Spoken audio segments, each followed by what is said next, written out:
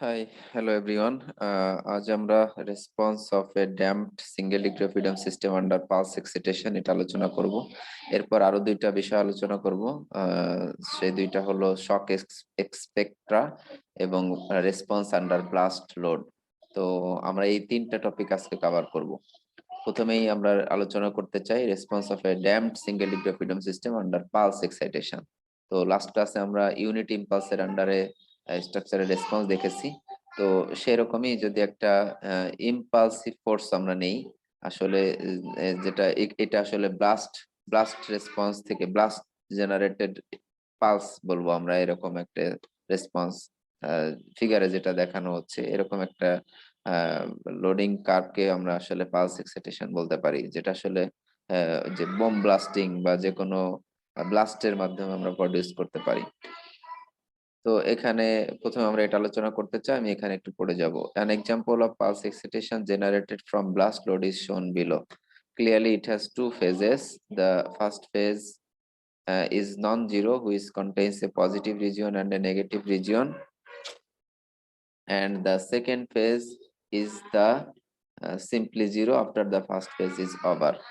দেখো যেখানে ব্লাস্ট আসলে শেষ হয়েছে, বোম বাস্টিং থেকে তোমরা জানো যে প্রথমে আসলে এক্সপানশন হয়, এরপরে একটা শর্ট কন্ট্রাকশন পিরিয়ড থাকে, যেটা আসলে এই যে ফেজ ওয়ানেরই টেইল আকারে আছে।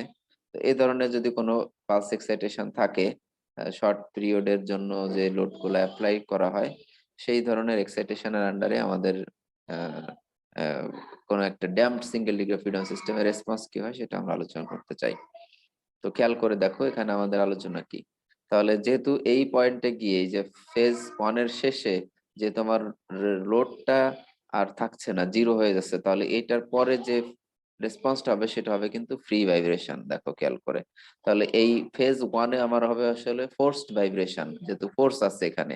আর যেহেতু ফেজ টু তে কোনো ফোর্স নাই, তাহলে সেখানে হবে কিন্তু free vibration.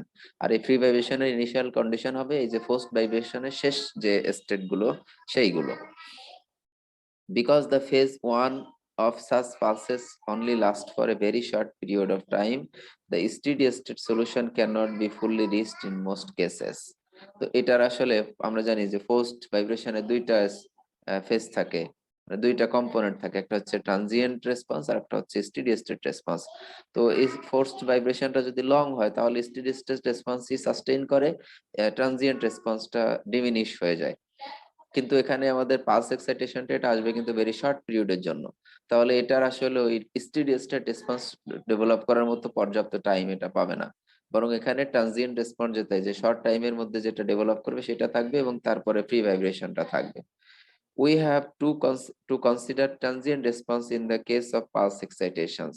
There are three different types to solve for this problem. There are three different ways to solve for the response. তো আমরা এই পালস এক্সাইটেশনের আন্ডারে মানে আমার স্ট্রাকচারের রেসপন্স তিনটা ওয়েতে নির্ণয় করতে পারবো। এক নম্বর হচ্ছে classical method for solving differential equation. আমরা free vibration, forced vibration of undamped and damped single degree of freedom system under periodic load, তাছাড়া এই যে আরবিট্রারি রেসপন্স বিভিন্ন ভাবে নির্ণয় করেছি। এই ক্লাসিক্যাল মেথড গুলো যেটা ইউজ করেছিলাম এই যে হোমোজিনিয়াস সলিউশন, পার্টিকুলার সলিউশন নিয়ে, সেটার কথা বলা হচ্ছে এখানে। আর এই যে ইউনিট ইম্পালসের আলোচনায় এটার এই ক্লাসের আগের ক্লাসে আমরা দেখেছি যে ডুহামেল ইন্টিগ্রাল ইভালুয়েশন করেও আমরা কিন্তু স্ট্রাকচারের রেসপন্স নির্ণয় করতে পারি। তো এই দুইটার মধ্যে কখনো কখনো আসলে এই যে ক্লাসিক্যালটা সহজ হয়, ডুহামেলটা কঠিন হয়ে যায়, যখন যেটা সহজ সেটা তখন অ্যাপ্লাই করা যায়। আর আরেকটা বড় ব্যাপার হলো দেখো টপ দুইটা মেথড আসলে ইউজ করা যায় লিনিয়ার সিস্টেমের জন্য। নন লিনিয়ার সিস্টেমের জন্য কিন্তু আমরা এই যে time stepping method, numerical integration যেটা, সেটা ব্যবহার করবো। নন লিনিয়ার সিস্টেমের জন্য এই ক্লাসিক্যাল মেথডও ইউজ করা যায় না, ডুহামেল ইন্টিগ্রাল ইউজ করা যায় না। এই দুইটার কম্বিনেশনে আসলে দেখো সুপারপজিশন প্রিন্সিপাল অ্যাপ্লাই করে আমরা রেসপন্স নির্ণয় করতে পারি। আইদার যে ডুহামেল ইন্টিগ্রাল এটা ইউজ করব, অথবা ক্লাসিক্যাল মেথড ইউজ করব এবং এদেরকে সুপার ইম্পোজ করবো, মানে একাধিক রোডের আন্ডারে সুপার ইম্পোজ করবো। আমরা এটা ইউজ করব, দেখবে যে এক্সাম্পল আমাদের সামনে একটু পরে চলে আসবে যে সুপারপজিশন প্রিন্সিপাল অ্যাপ্লাই করে কিভাবে একাধিক ফোর্সের আন্ডারে আমার রেসপন্স নির্ণয় করছি। বাট মানে অ্যাকচুয়ালি আমার ফোর্স এই পালসটা একটা হয়তো ট্রায়াঙ্গুলার পালস, এই যে এই পালসটা এমন হতে পারে যে আমার পালসটা জাস্ট শুধুমাত্র এই যে এমন একটা পালস, আমরা কনস্ট্যান্ট ফোর্সের আন্ডারে রেসপন্স নির্ণয় করেছি, যে যে ফোর্সটা আসলে টাইমের রেসপেক্টে বেড়েই চলেছিল, কিন্তু এখানে দেখো এই ফোর্সটা আমি অ্যাপ্লাই করব suddenly, but for a very short period of time, এখানে টিটা টিডি বললাম আর কি।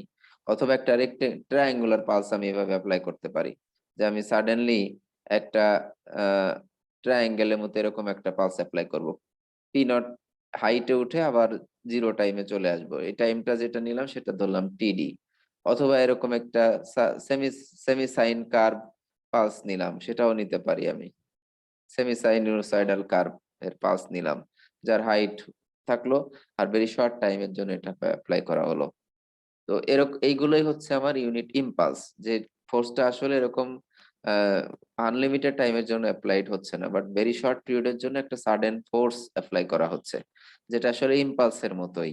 বাট আমরা এখানে জাস্ট এক্সাইটেশনটাকে পালস এক্সাইটেশন বলছি।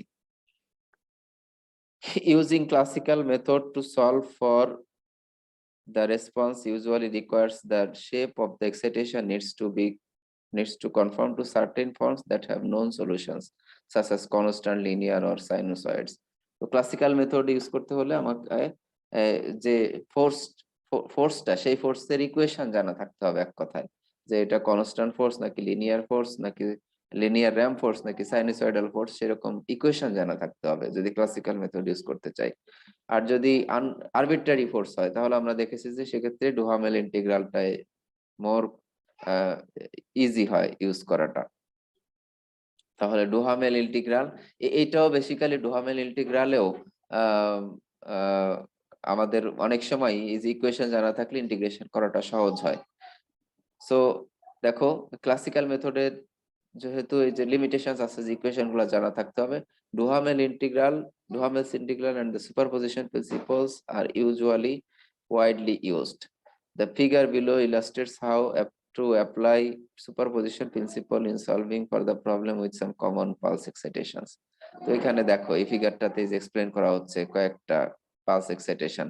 আমার যদি এরকম একটা রেক্টেঙ্গুলার পালস হয় যে টিডি টাইম জুড়ে, এই যে টাইম টি ইকুয়াল টু 0 থেকে শুরু করে টিডি টাইম পর্যন্ত আমি কনস্ট্যান্ট একটা রেক্টেঙ্গুলার পালস অ্যাপ্লাই করলাম। তো এইটা ইকুয়াল টু, দেখো কি লেখা যায়, এটা ইকুয়াল টু আমি লিখতে পারি যে আমার এই যে এই প্রথম এই পালসটাই আমি এসে আসলে জিরো টাইমতে যেটা স্টার্ট করব সেটা পজিটিভ পালস, এটা এরকম চলতেই থাকবে টাইমের রেসপেক্টে, ঠিক টিডি টাইম পরে গিয়ে ইকুয়াল ম্যাগনিটিউড বাট অপোজিট ডিরেকশনের, যে দেখো মাইনাস পি নট, এই ফোর্সটা আমি হচ্ছে এরকম অ্যাপ্লাই করলাম, তাহলে যে টিডি টাইমের আগ পর্যন্ত এই এরিয়াটার ফোর্স আমার কিন্তু থাকলো। অথচ টিডি টাইমের পরে গিয়ে এটা একটা অপরটাকে কিন্তু ক্যান্সেল করে দিবে, তাহলে উপরের একটা হচ্ছে যে লিনিয়ার ফোর্স, নিচে আর একটা লিনিয়ার ফোর্স, এই কনস্ট্যান্ট ফোর্স আর কি। তো এই দুইটা ফোর্সের আন্ডারে আমরা আগের ক্লাসে রেসপন্স কিভাবে নির্ণয় করতে হয় সেটা শিখেছি।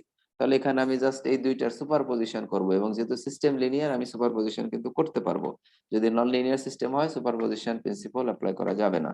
তো একটা দেখলাম আমরা রেক্টেঙ্গুলার পালস কিভাবে সুপারপজিশন প্রিন্সিপাল ইউজ করে করা যায়। তুমি এই যে এই প্রথমটা রেসপন্স ডুহামেল ইন্টিগ্রালের মাধ্যমে নির্ণয় করো, বা আমরা অলরেডি শিখে ফেলেছি সেই ফর্মুলা দিয়ে ইউজ করো, সেকেন্ডটাও সেরকম ইউজ করো, জাস্ট তাদেরকে অ্যাড করো, সাম অফ করো, তাহলে জাস্ট এই যে এই পালস রেক্টেঙ্গুলার পালসের জন্য যে রেসপন্স সেটাই তুমি পাবে আলটিমেটলি।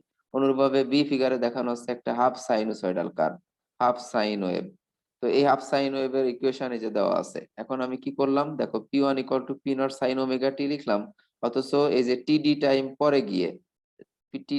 পরে গিয়ে আর একটা সাইনুসয়েডাল কার্ভ শুরু করেছি, সেটা হচ্ছে দেখো জাস্ট এই যে টাইম ডিলে হচ্ছে এখানে এক্স্যাক্টলি সেম ম্যাগনিটিউডের সেম অ্যামপ্লিটিউডের সেম ফ্রিকোয়েন্সি, বাট ডিলেটা হচ্ছে জাস্ট টি মাইনাস ডি। তাহলে দেখো ওই যে T minus D time, T minus TD time আর কি, টিডি টাইম পরে টিডি টাইম ডিলে করে আমি দিব, তাহলে আলটিমেটলি দেখো এই যে উপরের এইটা আর নিচের এটা একটা অপরটাকে ক্যান্সেল করে এখানে জিরো হয়ে যাচ্ছে। তুমি যে কোনো একটা অর্ডিনেটেই নাও, উপরের অর্ডিনেট আর নিচের অর্ডিনেট একটা অপরটাকে ক্যান্সেল করে দিচ্ছে, তার মানে আলটিমেটলি এই যে এই পয়েন্টের পরে রেসপন্সটা হচ্ছে এরকম জিরো। তাহলে এইটা ইকুয়াল টু যে এরকম লেখা যায়, দেখো দুইটা ইকুয়েশন দুইটা পালস নিলাম, তাহলে আমি কি করব এই দুইটা লোডিং এর আন্ডারে আমার ডুহামেল ইন্টিগ্রালের যে রেসপন্স পাবো, ডুহামেল ইন্টিগ্রাল ইভালুয়েট করে সেইগুলো আমি জাস্ট সামেশন করলাম, করলে আমি কিন্তু সাইন হাফ সাইন কার্ভের আন্ডারে, হাফ সাইন পালস এক্সাইটেশনের আন্ডারে আমার রেসপন্সটা আমি পেয়ে যাব। অনুরূপভাবে যদি আইসো স্কেল ট্রায়াঙ্গুলার লোড হয়, এটা দেখো যে সম দ্বিবাহু বলি আমরা, আইসো স্কেল ট্রায়াঙ্গেল, আইসো স্কেল ট্রায়াঙ্গুলার লোড যদি হয় এবং এটা যদি টিডি টাইমে অ্যাপ্লাই করা হয়, তাহলে দেখো এই তিনটা লিনিয়ার ফোর্সের, এটা হচ্ছে একটা লিনিয়ার র্যাম্প, নিচের দিকে আরেকটা লিনিয়ার র্যাম্প, আর ওই টিডি টাইম পরে গিয়ে আরেকটা লিনিয়ার র্যাম্প, এই তিনটার এখানে আমি আসলে আম, জিজ্ঞাসাবোধক চিহ্ন দিয়ে রাখছিলাম, আমার বুঝতে প্রথমে অসুবিধা হয়েছিল, বাট এখন আমার ক্লিয়ার যে এটাও আসলে লাগবে। এই তিনটা সাম করলেই তবে এখানে জিরো হয় আর কি, এটার পরে জিরো হয়, প্রুফ করে দেখতে পারো। তো এই তিনটা ফোর্সের সামেশন মিলিয়ে আসলে এই যে দেখো এই টোটাল এটার যে এরিয়া, সেই এরিয়াটাই থাকে আলটিমেটলি এখানে। আমি এখানে যদি ড্র করে দেখতে চাই, এই যে এরকম পয়েন্টে গিয়ে, excuse me, এটা এই রেক্টেঙ্গুলার পার্টটুকু শুধু থাকবে, এরপরে এই রেসপন্সটা হয়ে যাবে এরকম জিরো টি লাইনে। তো তাহলে এই যে তিনটা লিনিয়ার র্যাম্প, এদেরকে জাস্ট কি করব, সুপারপজিশন করব, সামেশন করব এক কথায়, তাহলে আমার টোটাল রেসপন্স যা সেটা আমি পেয়ে যাব। তো আমরা এটা তো জাস্ট ফিজিক্যালি দেখলাম, একটা এক্সাম্পল দিয়ে দেখতে চাই। রেক্টেঙ্গুলার একটা পালসের আন্ডারে আমাদের স্ট্রাকচারের response, damped single liquid freedom সিস্টেমের রেসপন্স কি হয় দেখবো। Now we apply two methods to solve for the response of a damped single liquid freedom system under rectangular pulse as shown below. তো এটা ড্যাম্প সিস্টেমের জন্য আমরা দেখবো আর কি। তো ড্যাম্প সিস্টেমের জন্য আমার ইকুইভ্যালেন্ট লোডিং কিরকম, এই যে একটা হলো কনস্ট্যান্ট ফোর্স, যেটা আসলে টি ইকুয়াল টু জিরো টাইমে শুরু হবে, আর একটা কনস্ট্যান্ট ফোর্স নেগেটিভ ডিরেকশনে মাইনাস পি নট ইউজ করব, যেটার অ্যাপ্লিকেশন শুরু হবে টিডি টাইমে। ঠিক আছে, তো মেথড 1 সুপারপজিশন ইউজ করে করব। Damped case, for the rectangular pulse শোন অ্যাবভ, ফর টিডি less than T, for t less than td we can directly apply the solution we obtained before with constant force. তো আমরা constant ফোর্সের আন্ডারে যে force আগের ক্লাসে অলরেডি নির্ণয় করে রাখছি, যখন টিডি লেস দ্যান টি হবে, তখন কনস্ট্যান্ট ফোর্সের আন্ডারে যে রেসপন্স সেটা হচ্ছে যে এই ইকুয়েশনের মাধ্যমে নির্ণয় করে আসছিলাম ড্যাম্প সিস্টেমের, এটা আগের ক্লাসে আমরা করে আসছি। আর যখন টি গ্রেটার দ্যান টিডি হবে, তখন কি হবে, দুইটার সুপারপজিশন করতে হবে। দেখো উই অ্যাপ্লাই দ্য সুপারপজিশন শোন ইন ফিগার অ্যাবাভ। তো টিডি ইকুয়াল, টিডি যখন যখন টিডি এর চেয়ে কম, এই যে এই পর্যন্ত টি যখন টিডি এর চেয়ে কম আর কি, দেখো তখন কি শুধুমাত্র এই একটারই রেসপন্স, তাহলে একটা রেসপন্সই আমার আসবে। কিন্তু টি এর ভ্যালু যখন টিডি এর চেয়ে বেশি, তখন কি হবে, দুইটা রেসপন্স আসবে, এই যে এটা আসবে, প্লাস হচ্ছে এই যে নিচের অংশটাও আসবে, দুইটা আসবে আর কি। তো টিডি টিডি এর চেয়ে যখন টি বেশি হবে, তখন আমার দুইটা যোগ করতে হবে। দেখো তাহলে পিটি ইকুয়াল টু যে পি1 প্লাস পি2, মানে ফোর্সের সামেশন বললো, অতএব রেসপন্স হবে, the response can be obtained as UT equal to U one plus U two. তো এক নাম্বারটার জন্য আমাদের রেসপন্স হবে কি, এই উপরের ইকুয়েশনটাই, বেসিক্যালি উপরের ইকুয়েশনটা, এখানে এই যে থিটা ইকুয়াল টু, এই ট্যান থিটা ইকুয়াল টু কিন্তু zeta over on square root of 1 minus zeta square, এরকম কিছু ছিল। এবং ইউ টু ইকুয়াল টু, তাহলে দেখো সরি কেটে গেল, ইউ টু ইকুয়াল টু হচ্ছে এই যে এই ইকুয়েশন, এবং এটাও কিন্তু এক্স্যাক্টলি আগেরটারই সেম, বাট পি নটটা এখন কিন্তু নেগেটিভ পি নটটা, সেটা এই যে নেগেটিভটা এখানে লিখেছি। আর দেখো আমার টাইম ডিলে আছে কিন্তু টিডি, তো যেখানে টি ছিল শুধু, সেখানে টি মাইনাস টিডি হবে, এই যে এক্সপোনেনশিয়াল মাইনাস যেটা ওমেগা এন টি মাইনাস টিডি এরকম আসছে আর কি। অনুরূপভাবে এখানে দেখো কস ওমেগা ডি টি মাইনাস টিডি, যেখানে আসলে টি আছে সেখানে যে ইউ টু এর জন্য টিডি আসবে, টি মাইনাস টিডি আসবে আর কি। তো এই দুইটাকে আমি এখন জাস্ট যোগ করব, অ্যালজেব্রিক্স যোগ করে জাস্ট এই যে ক্যান্সেল, যে টার্ম গুলা ক্যান্সেল হয়ে যায় ক্যান্সেল করে দাও, আলটিমেটলি যা থাকে আর কি সেটা হচ্ছে এখানে লেখা হয়েছে। Note the change of sign in front of P naught and the time shift T minus TD. The solution for T greater than TD is given as, এই যে উপরে দুইটা U1 আর U2 যদি যোগ করি, তাহলে আলটিমেটলি আমরা এটা পাবো। তো এখানে যোগ করার কঠিন কিছু নয়, এবং এটা only valid for T greater than টিডি। তো তাহলে আমি টি লেস দ্যান টিডি এর জন্য রেসপন্স পেলাম উপরের এইটা, এই যে এইটা, আর টি গ্রেটার দ্যান টিডি এটা, তখন রেসপন্স হচ্ছে এই দেয়া। তো আমি যদি ইকুয়েশন এটা প্লট করি আলটিমেটলি কিন্তু এর সলিউশনটা কি হবে সেটার গ্রাফিক্যাল রিপ্রেজেন্টেশন আমরা দেখতে পারবো। আর এই যে ট্যান থিটা, এখানে যে থিটা আছে দেখো, এই যে থিটা, এই থিটা নির্ণয় করার ফর্মুলা হচ্ছে যে tan theta equal to zeta over square root of আর মাইনাস জিটা স্কয়ার, অথবা equal to zeta omega N divided by omega D. Method 2 direct solution আমরা দুই মেথডে করব। প্রথমটা করলাম আমরা সুপারপজিশন প্রিন্সিপাল ইউজ করে, আর সেকেন্ডটাই কি হবে দেখো। সেকেন্ডটাই আমরা যেটা ইউজ করব সেটা হলো এক্সকিউজ মি, টিডি যখন টিডি এর চেয়ে কম, তার মানে এই ফোর্স ভাইব্রেশন যখন হবে, এক কথায় we still use the solution we obtained with constant force. TD যখন টি এর ভ্যালু যখন টিডি এর চেয়ে কম, মানে টিডি মানে হচ্ছে যত সময় ধরে আমি এই পালসটা অ্যাপ্লাই করেছি সেটাই কিন্তু টিডি। টিডি মানে যত টাইম ধরে আমি এই পালসটা অ্যাপ্লাই করতেছি সেটাই কিন্তু টিডি। তো টিডি এর চেয়ে আমি যদি কোনো এক কম সময়ে রেসপন্স মেজার করতে চাই, সেই রেসপন্সটা মেজার করব হচ্ছে এই আগের ইকুয়েশন ইউজ করে, কনস্ট্যান্ট ফোর্সের আন্ডারে, রেক্টেঙ্গুলার কনস্ট্যান্ট ফোর্সের আন্ডারে যে রেসপন্স সেইটাই। কিন্তু টি এর ভ্যালু টিডি এর চেয়ে যদি বড় হয়, তার মানে ফোর্স যখন শেষ করে দিলাম, আমরা ফোর্স অ্যাপ্লিকেশন যখন শেষ করে দিলাম, তারপরে যদি কোন স্ট্রাকচারে তারপরে যদি রেসপন্স নির্ণয় করতে চাই, তখন আমরা কি বলবো যে ফোর্স এখন আর নাই, তাহলে এখন কি হবে, ফ্রি ভাইব্রেশন হবে, মানে এই যে ফেজ 2 যেটা আর কি। তাহলে দেখো সেই ক্ষেত্রে কি হবে, এই যে এইটা হবে ইনিশিয়াল কন্ডিশন বেসিক্যালি, এই যে আমরা ইকুয়েশনের মাধ্যমে যেটা নির্ণয় করলাম, এই টিডি টিডি টি ইকুয়াল টু টিডি টাইমে যে ভেলোসিটি এবং যে ডিসপ্লেসমেন্ট পাবো সেইটা হবে ফ্রি ভাইব্রেশনের জন্য ইনিশিয়াল কন্ডিশন।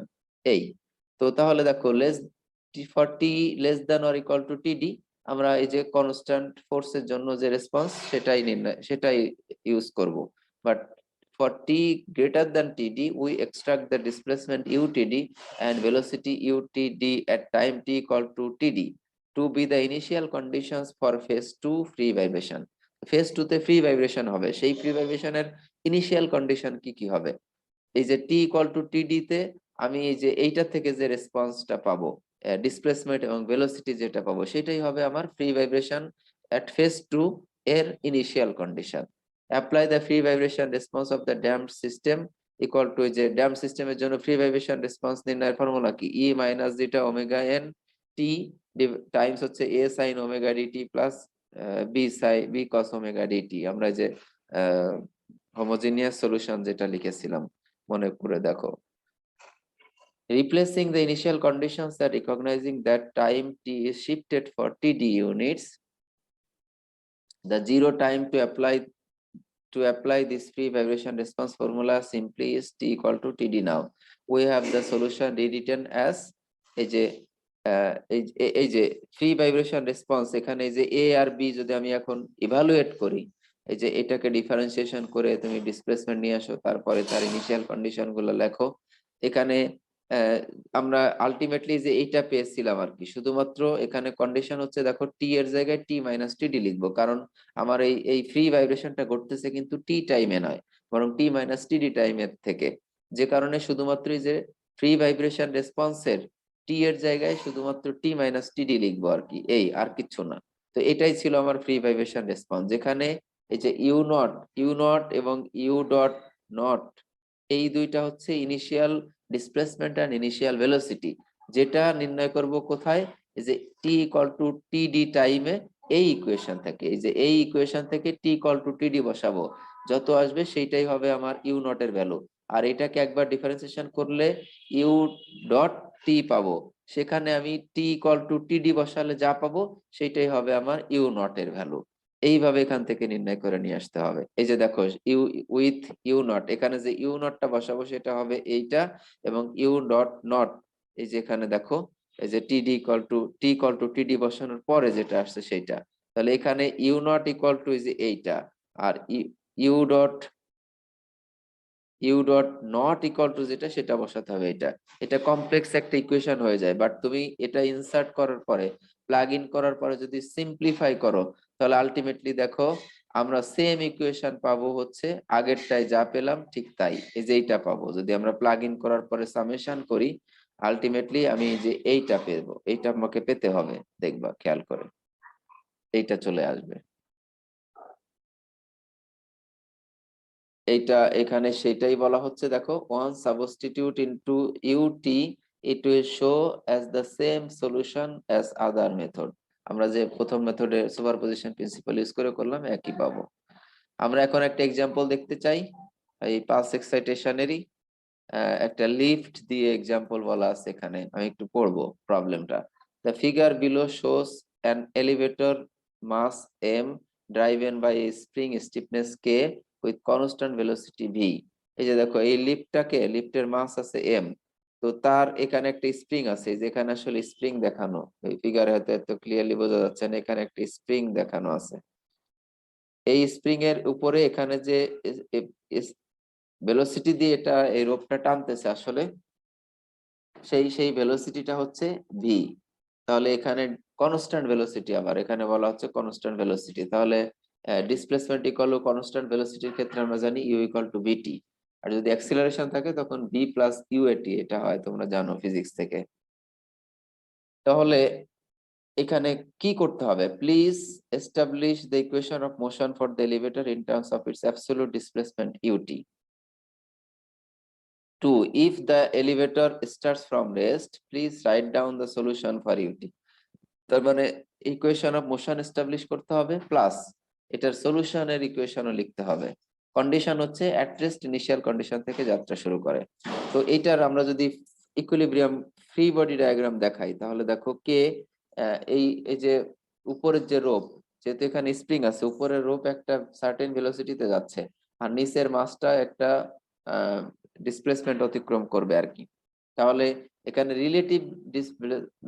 রিলেটিভ ডিসপ্লেসমেন্টটা কোন দিকে করতেছে, সেটা কিন্তু টপের দিকে, এবং রিলেটিভ ডিসপ্লেসমেন্ট হবে তাহলে ইউএস মাইনাস ইউটি। তাহলে এই ফোর্সটা কি হবে? K times U US minus UT. এখানেও দেখো তাহলে যে K times US minus UT, আর যেহেতু এখানে কোনো ড্যাম্পিং নাই, ড্যাম্পিং কম্পোনেন্ট বাদ দেওয়া হয়েছে। আর এই যে M times U double dot, এবং সেটাও কিন্তু রিলেটিভ হবে। তাহলে আমার এখানে যদি আমি জাস্ট সামেশন করি, ফোর্স দুইটার সামেশন, নিচের দিকে আছে এম ইউটি ডাবল ডট, আর উপরের দিকে যাচ্ছে K US minus U double dot, এছাড়া আর কোনো ফোর্স নাই। তাহলে তাদের অ্যালজেব্রিক সাম ইকুয়াল টু হতে হবে 0। তো এখান থেকে এই যে ইউএস ইকুয়াল টু কে বিট, ইউএস ইকুয়াল টু ভিটি লেখা যায়, কনস্ট্যান্ট ভেলোসিটি টাইমস হচ্ছে টাইম।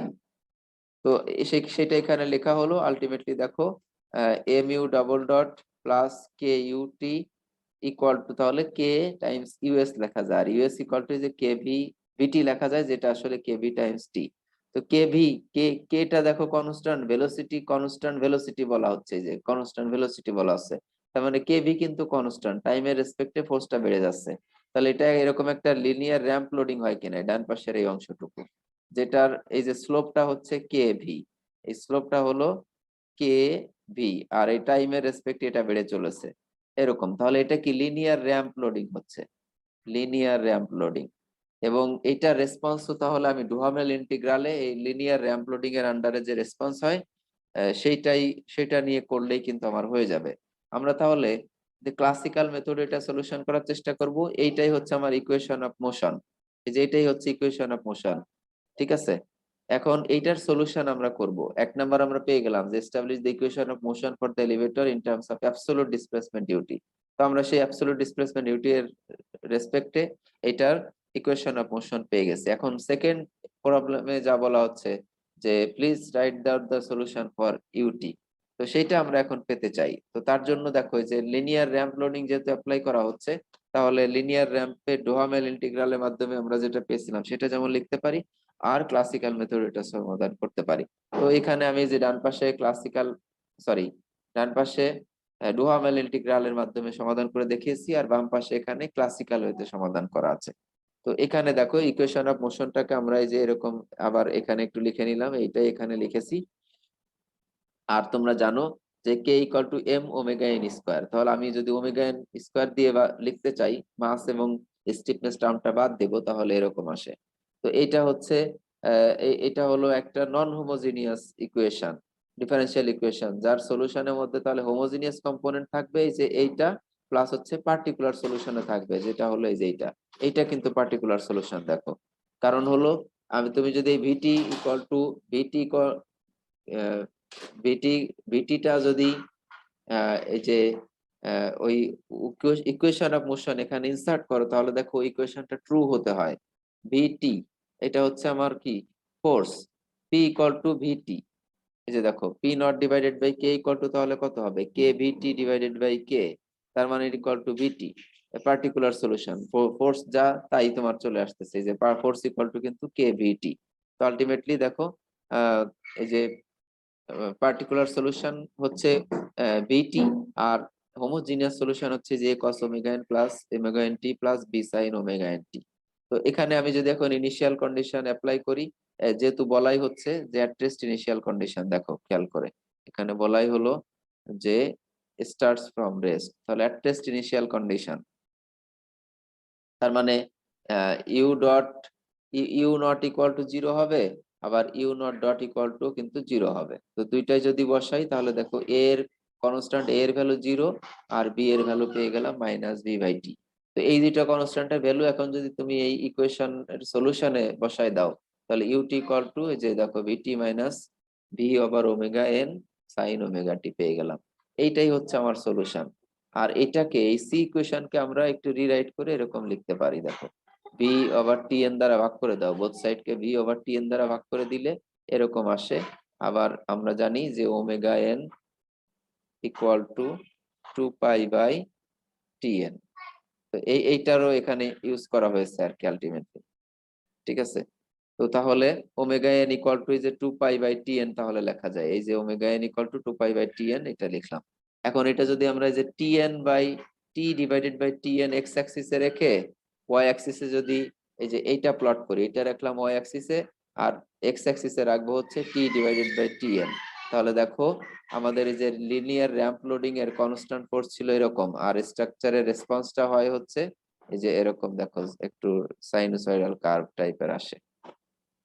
তাহলে লিনিয়ার র্যাম্প লোডিং এর জন্য যে ধরনের রেসপন্স, এটাও কিন্তু ঠিক সেই ধরনের রেসপন্স আমরা পাচ্ছি। তো এইটাই যদি আমি ডুহামেল ইন্টিগ্রালের মাধ্যমে করতে চাই, এখানে আসলে যে করে দেখানো আছে, এখানে পিটি ইকুয়াল টু তাহলে কি হলো কে বি টাইমস হচ্ছে টাউ। এই যে এইটাই হচ্ছে আমার, দেখো এখন ফোর্স, তাহলে P equal to P tau equal to K B times tau. তো এই যে হচ্ছে আমার Duhamel integral for undamped system, এটা কিন্তু আনড্যাম্পড সিস্টেম ধরে করা হয়েছে, এখানে কি এখানে কোনো ড্যাম্পিং দেওয়া নাই দেখো, অতএব এটা হচ্ছে আনড্যাম্পড সিস্টেম। তো আনড্যাম্পড সিস্টেমের জন্য ডোহামেল ইন্টিগ্রাল যেটা সেটা আমরা এখানে লিখলাম। এইখানেই এখন আমি যদি আমার এক্সকিউজ মি এই যে পিটি এর জায়গায় এখন যদি আমার ফোর্সটা অ্যাপ্লাই করি এবং যদি আমি ইন্টিগ্রেশন ক্যারি আউট করি, আলটিমেটলি দেখো এই যে সেম সলিউশনে আমরা কিন্তু পৌঁছাবো। এই যে এখানে বাম পাশে আছে ইউটি, সেম সলিউশনে চলে আসছে, দেখো এখানে যা পেয়েছিলাম এটা আর এটা এক্স্যাক্টলি সেম। ডুহামেল ইন্টিগ্রাল করি আর ক্লাসিক্যাল সলিউশন করি, দুইটাতে আমরা সেম ইকুয়েশন পাচ্ছি। তো এইটুকু ছিল পালস এক্সাইটেশনের আন্ডারে রেসপন্স। এখন এই পালস এক্সাইটেশন থেকে আমরা আসলে শক স্পেকট্রা নির্ণয় করব। স্পেকট্রা মানে আসলে বুঝতে পারছো যে স্পেকট্রা করা হয় কোনো ম্যাক্সিমাম বা মিনিমাম ভ্যালু নিয়ে। তো আমরা এখানে স্ট্রাকচারের ম্যাক্সিমাম রেসপন্স নিয়ে আসলে ইন্টারেস্টেড, যে আমার কোন একটা লোডের আন্ডারে আমার স্ট্রাকচারের ম্যাক্সিমাম ডিসপ্লেসমেন্ট কত, তার জন্য করেসপন্ডিং ফোর্স কত, করেসপন্ডিং শিয়ার ফোর্স কত, করেসপন্ডিং বেন্ডিং মোমেন্ট কত, সেটাগুলো আমরা নির্ণয় করব। এই শক স্পেকট্রা একটা এক্সাম্পল আমরা করে দেখবো, যে কোন একটা ব্লাস্ট লোডিং এর আন্ডারে অথবা ইম্পালস পালস এক্সাইটেশনের আন্ডারে আমার স্ট্রাকচারের রেসপন্স যা আসে তার থেকে share force bending moment calculate করে সেটা থেকে আসলে স্ট্রেস ক্যালকুলেট করে আমাকে দেখাতে হবে। এখানে আমরা একটা এক্সাম্পল দেখব। তো আমরা এখানে মেইনলি আসলে স্ট্রাকচারের রেসপন্স হিস্টরিতে ইন্টারেস্টেড না থাকে, বরং ম্যাক্সিমাম রেসপন্সটা কত আসে সেইটাতে ইন্টারেস্টেড। কারণ ম্যাক্সিমাম ডিসপ্লেসমেন্ট বা ম্যাক্সিমাম ভেলোসিটি যদি আমার স্ট্রাকচার রেজিস্ট করতে পারে, তাহলে তার চেয়ে ছোট যে ডিসপ্লেসমেন্ট ভেলোসিটি গুলো আছে সেগুলো সে সেফলি রেজিস্ট করতে পারবে। তো আমরা আসলে মেইনলি ইন্টারেস্টেড কিন্তু ম্যাক্সিমাম রেসপন্সে। এবং শক স্পেকট্রা আসলে এমন ভাবে প্লট করা হয় যেখানে আসলে টাইমের রেসপেক্ট ওই ম্যাক্সিমাম প্লট গুলাই দেখানো হয়। যেমন স্ট্রাকচারের ন্যাচারাল ফ্রিকোয়েন্সি যদি ভ্যারি করে তাহলে ম্যাক্সিমাম রেসপন্স কেমন আসবে সেগুলো প্লট করে আমরা আসলে এই শক স্পেকট্রা নির্ণয় করব, যেটা আসলে পালস এক্সাইটেশন থেকেই মানে অনেকগুলা স্ট্রাকচারের pulse excitation calculate, pulse excitation under response calculate করলাম, সেগুলা গ্রাফিক্যালি প্লট করলাম টিএন এর টি টাইমের রেসপেক্টে, তাহলে আমি শক স্পেক্ট্রা পাবো। তো আমরা সেটাই এখন আলোচনা করব। Oftentimes, engineers are not interested in complete response history, but the maximum response, which directly relates to the safety of the structure. স্ট্রাকচারের সেফটির জন্য আমরা আসলে ম্যাক্সিমাম রেসপন্স এই ইঞ্জিনিয়ার হিসেবে ইন্টারেস্টেড হই। Shock spectrum is developed for this reason. Shock spectrum is used to describe the relationship between the maximum magnitude of the displacement response and the nature of the forcing function, such as the কি বললো এখানে, this usually the characteristics define the shape, duration, amplitude of the force and properties of the single degree of freedom system such as mass and stiffness. তো mass of stiffness নিয়ে আমরা আসলে এখানে basically TN বের করি। mass of stiffness থেকে আমরা এই যে natural period TN equal to square root of K omega N equal to square root of K over N, সেখান থেকে আমরা আসলে যে এই যে টিএন ইকুয়াল টু আবার omega 2 pi divided by omega N বের করি। দেখো আলটিমেটলি এই স্টিফনেস আর মাস হচ্ছে বিল্ডিং এর পিরিয়ড টিএন এর সাথে সম্পর্কযুক্ত, আর এখানে শক স্পেক্ট্রার যে ক্যারেক্টারিস্টিক সেইগুলোর থেকে আলটিমেটলি আমরা যেটা পাই সেটা হচ্ছে ডিসপ্লেসমেন্ট রেসপন্স। তো আমরা এখানে ম্যাক্সিমাম ডিসপ্লেসমেন্টটাই আসলে প্লট করব, ঠিক আছে, কার রেসপেক্টে, যে টিএন এর রেসপেক্টে দেখবা। Once shock spectra are obtained,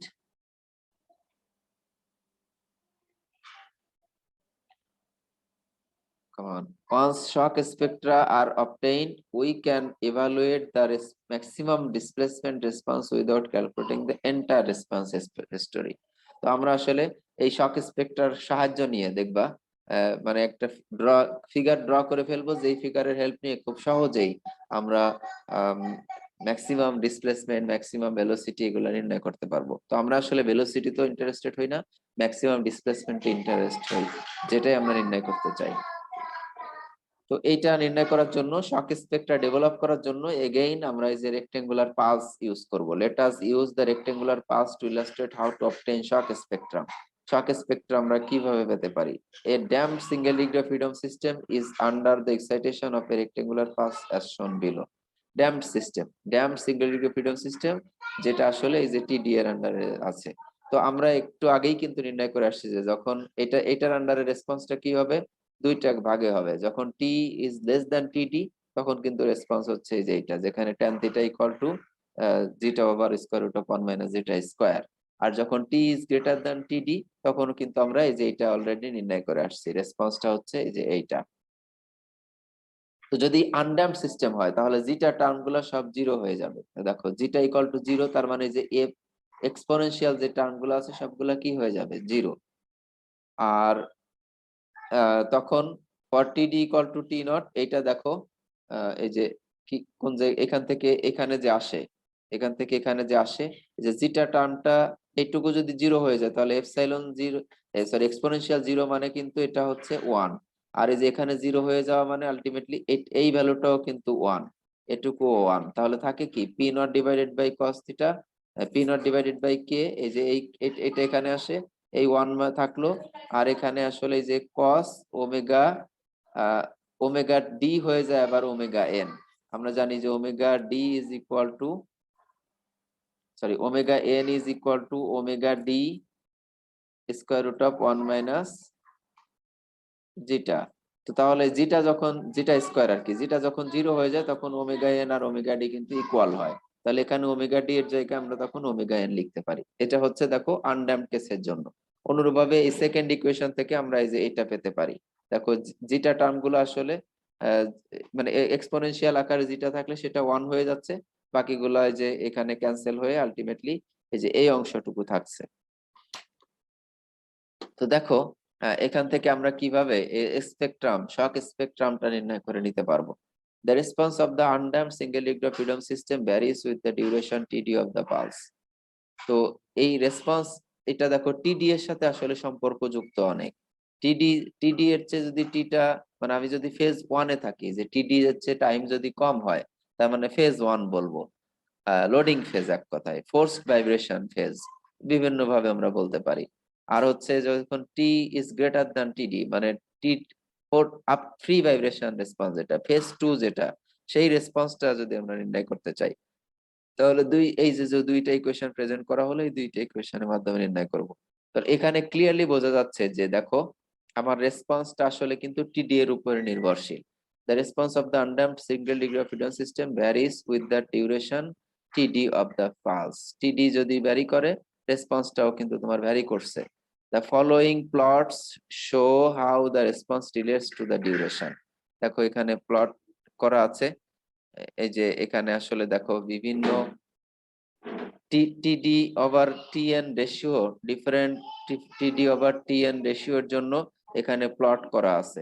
এখানে টিডি ওভার টিএন বেড়ে যাওয়া মানে হচ্ছে দেখো টিডি এর ভ্যালুটা বাড়া। এখানে ইনহারেন্টলি আসলে টিএন কনস্ট্যান্ট আছে, টিডি এর ভ্যালু কম বেশি করা হচ্ছে। তো টিএন যদি কনস্ট্যান্ট থাকে, টিডি এর ভ্যালু যদি কম হয়, তাহলে এই টিডি ওভার টিএন রেশিওটা কম থাকবে। তাহলে এই যে 1/8 এর তুলনায় 1/4 ডান পাশে যেটা, সেটার তুলনায় দেখো টিডি বাই টিএন রেশিও 1/8, সেটা কিন্তু কম। তার মানে এই যে এই ডান পাশেরটার তুলনায় বাম পাশেরটা আসলে টিডি এর ভ্যালুটা কম। তো টিডি এর ভ্যালুটা যদি কম হয়, তখন কিন্তু এটা একটা ইউনিট ইম্পালসের মতো ফোর্স হিসাবে কাজ করে, ইউনিট ইম্পালসের মতো কাজ করে। তো আমরা ইউনিট ইম্পালসের ক্ষেত্রে কি দেখেছি আগের ক্লাসে, যে ইউনিট ইম্পালস যদি হয়, মানে ইম্পালসিভ ফোর্স যদি হয়, এক কথা ইউনিট ইম্পালস নাও হতে পারে, সেক্ষেত্রে কি হয়, মানে যে ফোর্স অ্যাপ্লিকেশন টাইমটা যদি খুব ভেরি শর্ট হয়, ইম্পালসিভ ফোর্স যদি হয়, তার আন্ডারে আসলে ফ্রি ভাইব্রেশনটাই ডমিনেট করে। তার মানে এই যে ফোর্সড ভাইব্রেশন যে অংশটাতে, যে দেখো টিডি ইকুয়াল টু 1/8, এখানে টিডি মানে হচ্ছে যত সময় ধরে ফোর্স অ্যাপ্লিকেশন করা হচ্ছে। তো তার সেই ফেজে আসলে দেখো কোনো রেসপন্স হয় না, বরং রেসপন্সটা হয় হচ্ছে তারপরে গিয়ে ফ্রি ভাইব্রেশন। তার মানে যেখানে যে ফোর্স অ্যাপ্লিকেশন শেষ হয়েছে, তারপরে রেসপন্সটা দেখা যাচ্ছে। অনুরূপভাবে 1/4 যদি হয়, সেখানেও দেখো প্রথমে এই যে ফোর্স ভাইব্রেশনে অল্প কিছু রেসপন্স হয়তো দেখা যাচ্ছে, বাস্ট ফ্রি ভাইব্রেশনে রেসপন্সটা ম্যাক্সিমাম। টিডি ইকুয়াল টু টিডি ডিভাইডেড বাই টিএন রেশিও যখন হাফ, তখন দেখো একটা ম্যাক্সিমাম পিক এখানেই, যে টিডি ইকুয়াল টু হাফে যেখানে, সেখানে একটা প্রথম ম্যাক্সিমাম দেখা যাচ্ছে। এর কিন্তু মেইন রেসপন্সটা হয় কিন্তু প্রি ভাইব্রেশন স্টেজে। আর টিডি যখন টিডি এর ইকুয়াল, এই যে সরি ডানেরটা এটা, টিডি যখন টিএন এর ইকুয়াল, তার মানে টিডি বাই টিএন রেশিও যখন 1, তখন দেখো ফ্রি ভাইব্রেশনের পরে আর কোনো রেসপন্সই নাই এখানে। ফ্রি ভাইব্রেশনের পরে এটা সিস্টেমটা আসলে কোনো, তার কোনো ডিসপ্লেসমেন্ট নাই, জাস্ট এখানে আসলে ফ্রি ভাইব্রেশন স্টেজে আসলে রেসপন্স করে। তো এখান থেকে আসলে আমরা কিছু ক্যারেক্টারিস্টিক দেখতে পারি, যে টিডি বাই টিএন রেশিও যদি দেখো এই যে হাফের চেয়ে কম হয়, তখন রেসপন্সটা হয় কিন্তু ফেজ 2 তে ফ্রি ভাইব্রেশন স্টেজে।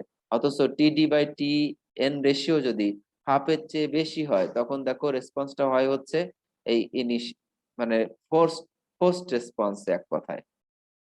দেখো খেয়াল করে এই যে এখানে এখানে দেখো পোস্ট রেসপন্স, যেখানে ফোর্স অ্যাপ্লাই করছো সেখানেও কিন্তু ডিসপ্লেসমেন্ট আসছে। তার মানে বেশি সময় ধরে যদি আমি ফোর্স অ্যাপ্লাই করি, টিডি এর ভ্যালুটা যদি টিএন এর চেয়ে রিলেটিভলি হাই হয়, লার্জ হয়, তখন যখন ফোর্স অ্যাপ্লাই করতেছি, সেই ফোর্সড ভাইব্রেশনটা এখানে ডমিনেট করে আর কি। আর ফ্রি ভাইব্রেশন তো থাকেই। দেখো এই যে ফ্রি ভাইব্রেশন এখানেও আছে, এখানেও আছে, এখান দিয়ে ফ্রি ভাইব্রেশন। এই যে ড্যাশ লাইন দেখানো হচ্ছে, যেখানে আসলে মানে ধরো আর কি, যে এখানে আসলে রেসপন্সটা এসে শেষ হয়েছে। আহ, এরকম বেসিক্যালি এরকম না, আসলে এটা জাস্ট স্ট্যাটিক রেসপন্সটা দেখানো, এখানে এসে শেষ হয় নাই। বাট মানে এখানে আইডিয়াটা দেওয়াটা এরকম, যে বেসিক কথা হলো টিডি এর ভ্যালু যদি খুব শর্ট হয়, তার মানে খুব অল্প সময়ের মধ্যে যদি আমি সাডেনলি ফোর্স অ্যাপ্লাই করি, তাহলে আমার এই যে মেইন রেসপন্স যেটা পাবো, সেটা পাবো হচ্ছে ম্যাক্সিমাম রেসপন্স যেটা পাবো, সেটা হলো ফ্রি ভাইব্রেশন স্টেজে। আর যদি টিডিটা বেশি হয়, লম্বা হয়, একটা লম্বা সময় ধরে আমি যদি ফোর্স অ্যাপ্লিকেশন করতে থাকি, তাহলে ম্যাক্সিমাম রেসপন্সটা এই ফ্রি ফোর্স ভাইব্রেশন, তার মানে ফেজ 1 আসলে আসবে। তো এইটা এখানে আলোচনায় আসবে, আমরা একটু শর্ট করে পড়ে যাব। As shown in these plots, the dashed line indicates the static response UST not equal to P naught over K. Please note how the response shows free vibration after the action of the load is completed. Because the damping is 0, the free vibration will continue without decay after the load enters phase 2, 0 amplitude. তো এটা আসলে যেহেতু undamped system, এই জন্য এখানে মানে অসিলেশনটা থাকবে। যদি ড্যাম্পড হতো অসিলেশনটা উইদাউট ডিমিনিশন এটা কিন্তু থাকবে, আর যদি ড্যাম্পড হতো তাহলে আস্তে আস্তে এটা ডিমিনিশড হয়ে জিরোতে পৌঁছে যেত। আর এখান থেকে দেখো ম্যাক্সিমাম রেসপন্স আমি যদি এখন পেতে চাই কিভাবে পাবো, এই যে যে রেসপন্সটা পাইলাম, এই যে দেখো ডান্ডাম সিস্টেমের জন্য এখান থেকে এখন আমি ম্যাক্সিমাম ডিসপ্লেসমেন্ট ইউটি নির্ণয় করতে চাই, তাহলে আমরা জানি কি করতে হয়, এই ইউটিকে এইটা যার ফাংশন টাইমের ফাংশন সেই টাইমের রেসপেক্টে ডিফারেন্সিয়েশন করে ইকুয়াল টু জিরো লিখবো। আমি বিভিন্ন ক্লাসে এটা দেখিয়েছি যে ম্যাথমেটিক্যালি কিভাবে এটা হয়, আমার বিশ্বাস ডাইনামিক্স ক্লাসে যারা আসো তারা এতটুকু অন্তত বুঝো। So the maximum displacement response can be determined by setting DU over DT equal to zero. তো সেটা যদি করি দেখো 1 নম্বর ইকুয়েশন থেকে কি পাবো, এই কেস এটাকে আমরা বলবো কেস 1, যখন টি লেস দ্যান টিডি তখন ম্যাক্সিমাম কখন হবে, আর যখন টি গ্রেটার দ্যান টিডি তখন ম্যাক্সিমাম কখন হবে। Because solution ut is expressed by two equations depending on if the maximum response occurs in phase 1 or phase 2, we will discuss the following two cases.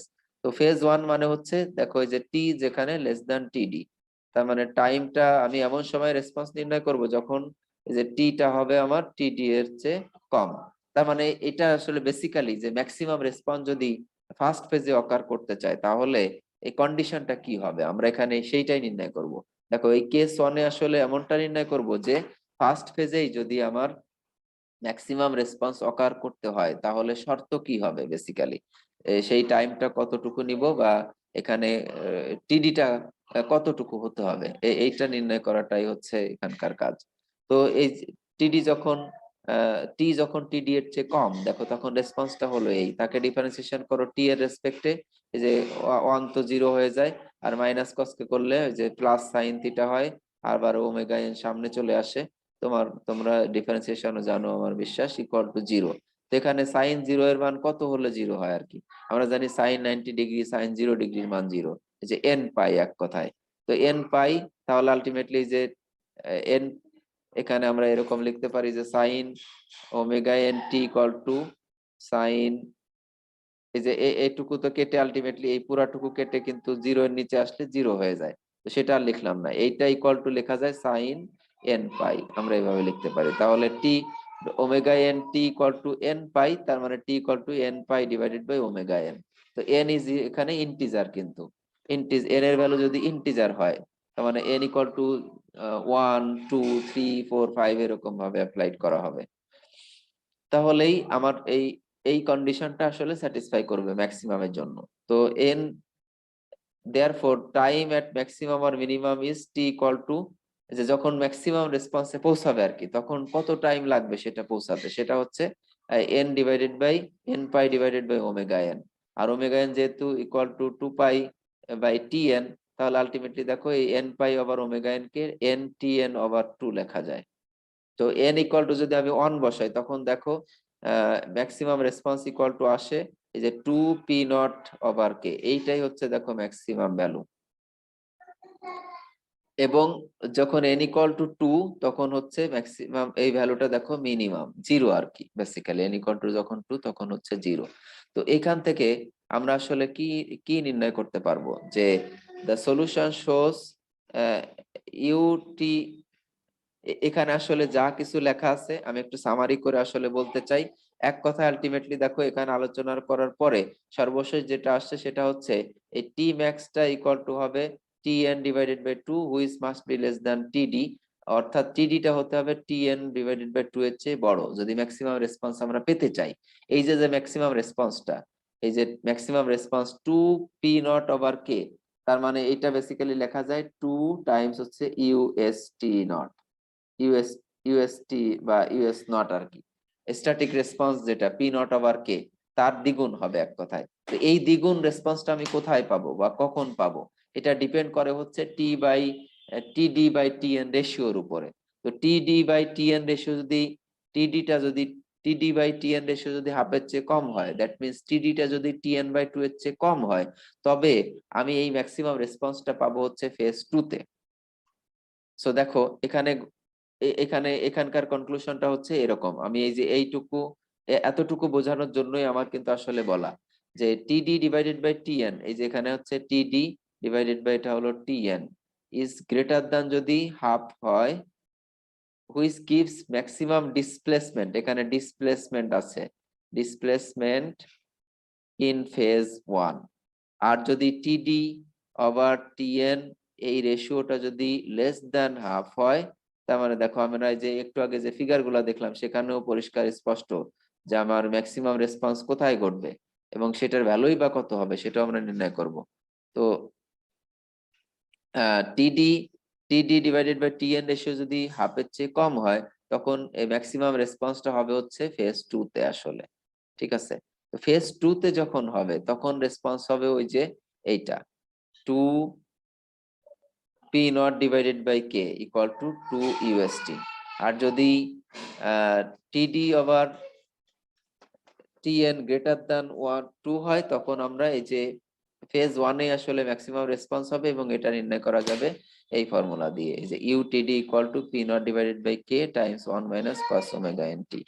R case 2 তে আসো, case 2 তে গিয়ে আমরা এটাই প্রতিপাদ্য করব। কেস 2 তে যখন টি ম্যাক্স ইজ গ্রেটার দ্যান টিডি, তখন রেসপন্সটা হলো এই যে এইটা, এবং সেখান থেকে ম্যাক্সিমাম পাওয়ার জন্য আমরা টাইমের differentiation, time differentiation of u equal to 0 লিখবো।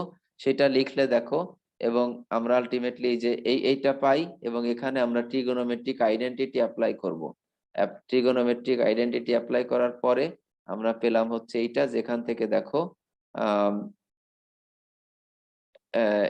এইটা ইকুয়াল টু 0 লেখা যাবে না, কারণ এটা হচ্ছে একটা কনস্ট্যান্ট ভ্যালু, কনস্ট্যান্ট। অতএব এইটা ইকুয়াল টু 0 লিখতে হবে, যেটা ভ্যারিয়েবল আর কি, কনস্ট্যান্ট। কনস্ট্যান্টের তার মানে এটার একটা ভ্যালু আছে, সেটা ইকুয়াল টু 0 হবে না, বরং এই ডান পাশের টার্মটা ইকুয়াল টু 0 হবে। যেখান থেকে দেখো আমি আলটিমেটলি এই যে এইটা ইকুয়াল টু কস কত ডিগ্রি মান আসলে 0 হয়, কস 90 ডিগ্রি, কস 270 ডিগ্রি, সেরকম। তার মানে সেটাকে আমরা এই যে 2n প্লাস 1 ডিভাইডেড বাই 2 পাই আমরা বলি। এখানে n এর মান 1 বসাও, দেখো 90 ডিগ্রি আসবে। n এর ভ্যালু 0 বসাও 90 ডিগ্রি আসবে, n এর ভ্যালু 1 বসাও 270 ডিগ্রি আসবে, এরকম হবে। তো আলটিমেটলি এই যে এই তাহলে কসের সাথে যেটা আছে সেটা ইকুয়াল টু এটা পেলাম। আলটিমেটলি এই যে নিচে 2 2 কেটে এটা ইকুয়াল টু এটা লেখা হয়েছে।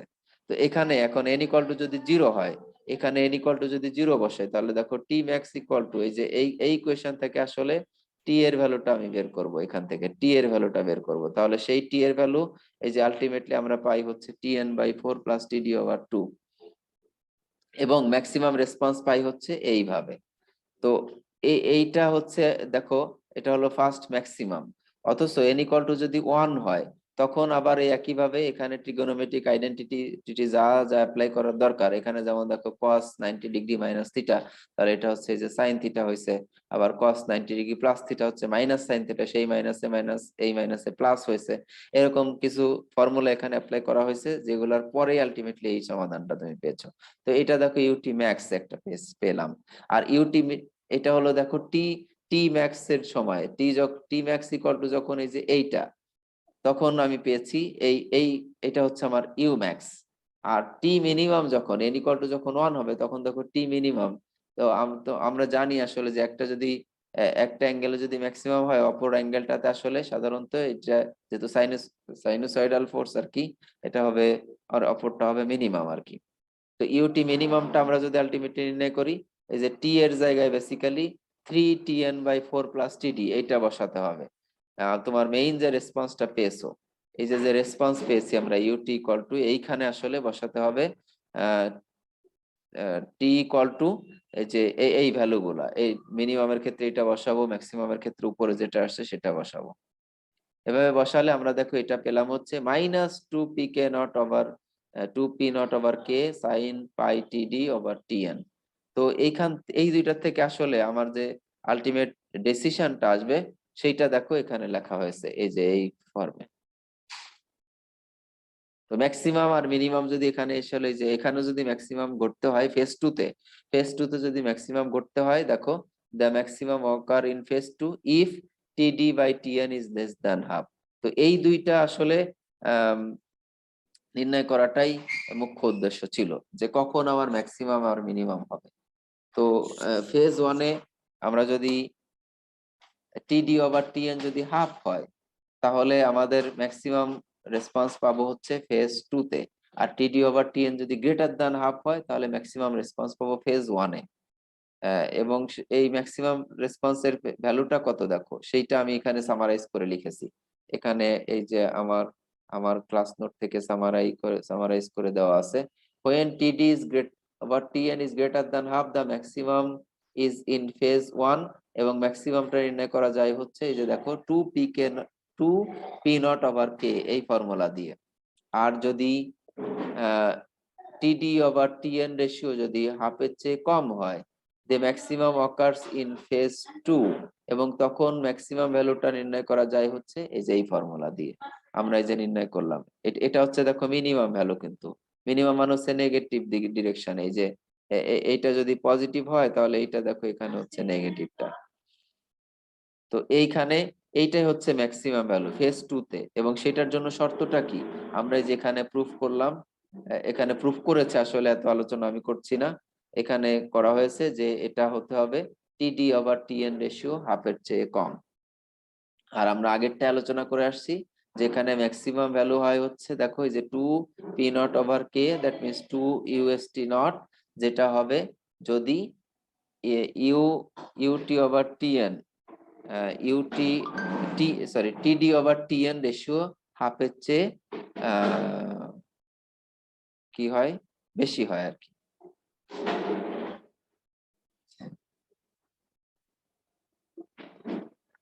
তাহলে এখানে আলোচনা এতটুকু করব। আর এখানে আসলে দেখো আমরা এই যে দুইটা রেসপন্স যদি প্লট করি, আমি যে ফেজ 1-এ যখন টি লেস দ্যান টিডি ছিল তখন যদি রেসপন্স প্লট করি তাহলে যে ইকুয়েশনটা পেয়েছিলাম এই যে এই ইকুয়েশনের মাধ্যমে আমি দেখা আসছি এই যে এই ইকুয়েশনটা যদি আমরা প্লট করি, এই ইকুয়েশনটা যদি প্লট করি তাহলে এটা কিন্তু ফোর্সড ভাইব্রেশন। আর ফেজ 2 তে আমরা যে রেসপন্সটা পেয়েছি সেই রেসপন্স গুলোকে যদি প্লট করি তাহলে সেটা হচ্ছে যে ফ্রি ভাইব্রেশন। দেখো এই যে ফ্রি রেসপন্স হচ্ছে যে ফেজ 2 এর জন্য, আর ফোর্স ভাইব্রেশন দেখো এটা প্লট করা হয়েছে হচ্ছে ফেজ 1 এর জন্য বেসিক্যালি, মানে এবং এই দুইটার মধ্যে ওভারঅল যেটা ম্যাক্সিমাম সেটা কি দেখানো হচ্ছে নিচে এখানে ওভারঅল ম্যাক্সিমাম। আমরা যে ম্যাক্সিমাম নির্ণয়ের ফর্মুলাও শিখেছি আর কি। দেখো এই যে এটা হচ্ছে আমার ওভারঅল ম্যাক্সিমাম। তো এই ওভারঅল ম্যাক্সিমাম যেটা সেটাই হচ্ছে আমার রেসপন্স স্পেকট্রাম, এইটাই আমার হচ্ছে রেসপন্স স্পেকট্রাম। তাহলে আমি যদি এখন বলি যে রেক্টেঙ্গুলার পালসের আন্ডারে রেসপন্স স্পেকট্রাম কত, ম্যাক্সিমাম ফোর্সটা এখানে দেখা হচ্ছে। দেখো এখানে দেখানো হচ্ছে যে you not divided by, basically আমি যে এখানে এরকম লিখেছি যে যখন এই ইকুয়েশনটা প্রথম কন্ডিশনটা এখানে যদি আমি লিখি u t u t max divided by এই যে ইউএসটি নট ইকুয়াল টু, তাহলে কত আসছে এখানে আসে কিন্তু প্রথমটাই হলো 2 যখন TD over TN greater than half. আর এটা থেকে আসে দেখো এই যে ইউএসটি ডিভাইডেড বাই যে পি নট ওভার কে, এটাকে লেখা যায় কিন্তু ইউএসটি নট। তো এইটাকে আমরা কি বলি আসলে ডাইনামিক অ্যামপ্লিফিকেশন ফ্যাক্টর ডিএএফ বা আর যেটাকে বলেছি যে R D equal to U not divided by UST naught. U naught মানে এখানে ম্যাক্সিমাম রেসপন্স মিন করেছে, তো আমরা এখানে ইউটি ম্যাক্স লিখেছি সেটাকে। তো দেখো তাহলে এটাই হচ্ছে আমার রেসপন্স ফ্যাক্টর, আর নিচের দিকে কি নিয়েছি টিডি ওভার টিএন। তো এই যে রেসপন্স গুলো আমরা পেলাম, আমরা যা পেলাম এই রেসপন্স ম্যাক্সিমাম রেসপন্স আর কি, এক কথায় ম্যাক্সিমাম রেসপন্স যে ইউটি ম্যাক্স ও দুইটা থেকে যা পেলাম আর কি, সেগুলা যদি আমি ওভারঅল এখানে প্লট করি দেখো এই যে এইটা পাবো, ওভারঅল ম্যাক্সিমামটা পাবো। তার মানে টিডি ওভারঅল ম্যাক্সিমাম প্লট করার জন্য যখন টি টি টাও ম্যাক্স যখন টিডি এর চেয়ে কম তখন আমি নিব হচ্ছে এই যে ইকুয়েশন। তার মানে এটা দেখো একটা স্ট্রেট লাইন, এরকম একটা স্ট্রেট লাইন হবে।